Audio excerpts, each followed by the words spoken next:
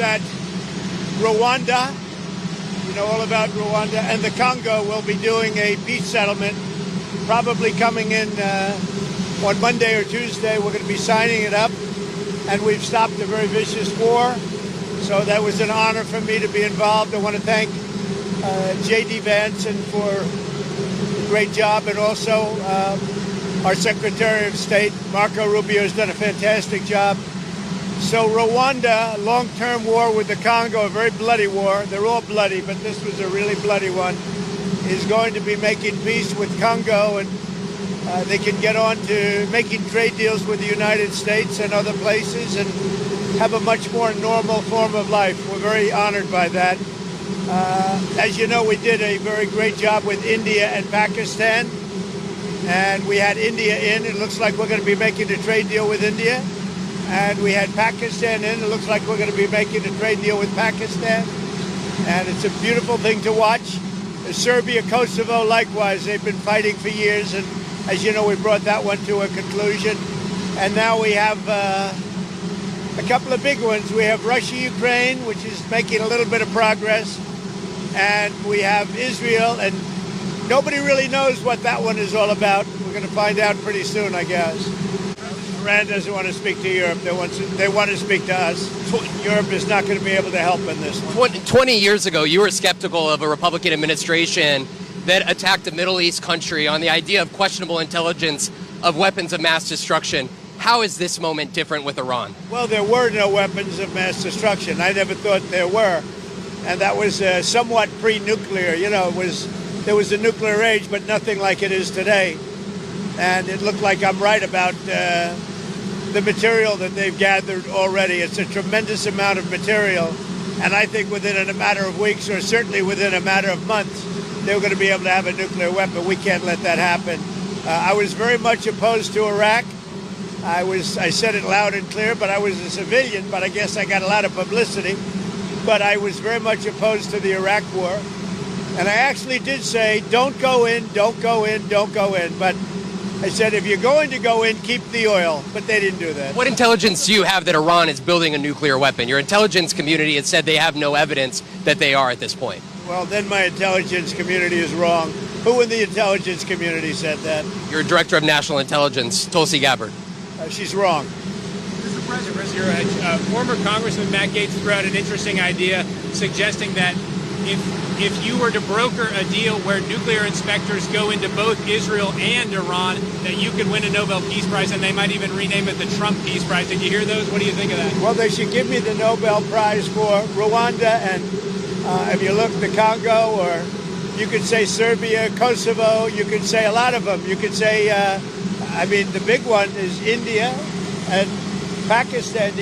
I should have gotten it 4 or 5 times. I should get it for the I would think the Abraham Accords would be a good one, too. Well, they won't give me a Nobel Peace Prize because they only give it to liberals. Are you concerned that Iran or its proxies would wage terror attacks against American targets abroad if you order military action? We're always concerned about that, and we have to take them out and be very strong.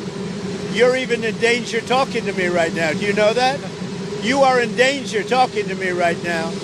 So I should probably get out of here, but you guys are actually in danger. Can you believe it? One more. Mr. President, to be that of a peacemaker, do you worry that striking Iran would change that? Always a peacemaker. That doesn't mean sometimes you need some toughness to make peace, but always a peacemaker. Mr. President, if there is an attack on U.S. assets, will you promise to conduct a full investigation and make it transparent with the American people before blaming Iran for such an attack? Well, if there's an attack, we'll know almost immediately with modern equipment who made the attack, and those people will be very, very unhappy. Prime Minister, I want to get you people out of danger. You're in danger standing with me. One more. Prime Minister Netanyahu said that they had the capacity to take out all of Iran's nuclear facilities. So what role would the U.S. be able to play, and why would they, if Israel says that they have all of the abilities, their own military? I'm not sure he said that, but they really have a very limited capacity. They can break through a little section, but they can't go down very deep. They don't have that capacity, and we'll have to see what happens. Maybe it won't be necessary. Maybe it won't be necessary. Thank you. Thank you, Mr. President. Appreciate it. Thank you, everybody. Thank you.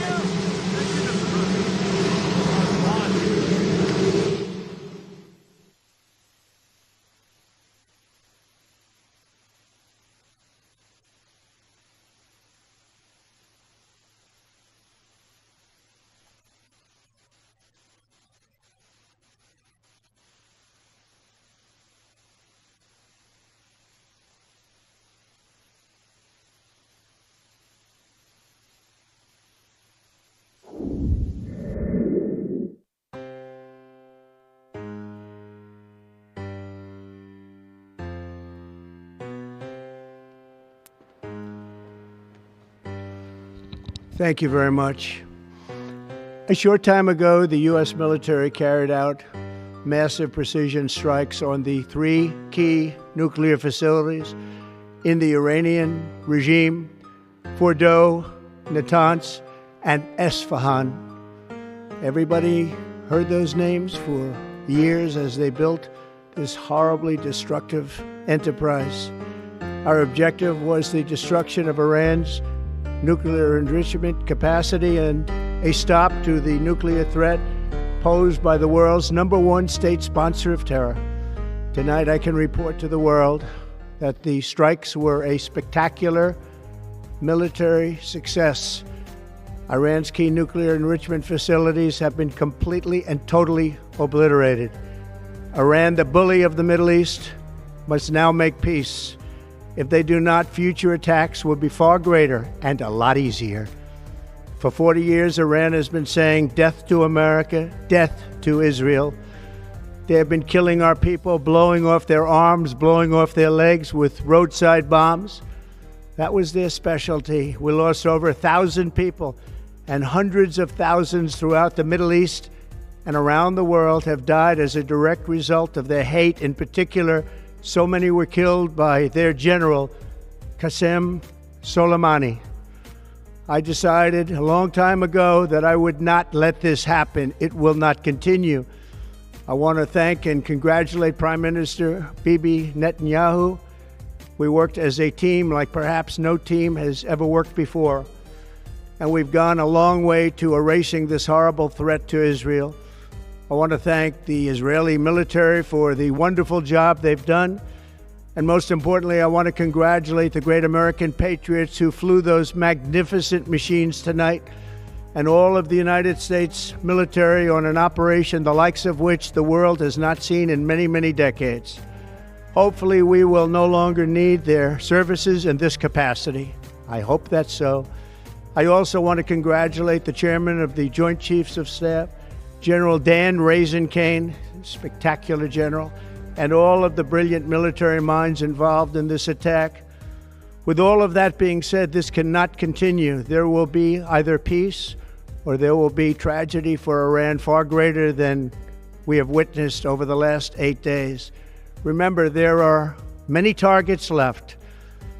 Tonight's was the most difficult of them all, by far, and perhaps the most lethal. But if peace does not come quickly, we will go after those other targets with precision, speed, and skill. Most of them can be taken out in a matter of minutes. There's no military in the world that could have done what we did tonight, not even close. There has never been a military that could do what took place just a little while ago. Tomorrow, General Kane, Secretary of Defense, Pete Hegseth will have a press conference at 8 a.m. at the Pentagon. And I want to just thank everybody, and in particular, God. I want to just say we love you, God, and we love our great military. Protect them. God bless the Middle East. God bless Israel, and God bless America. Thank you very much. Thank you.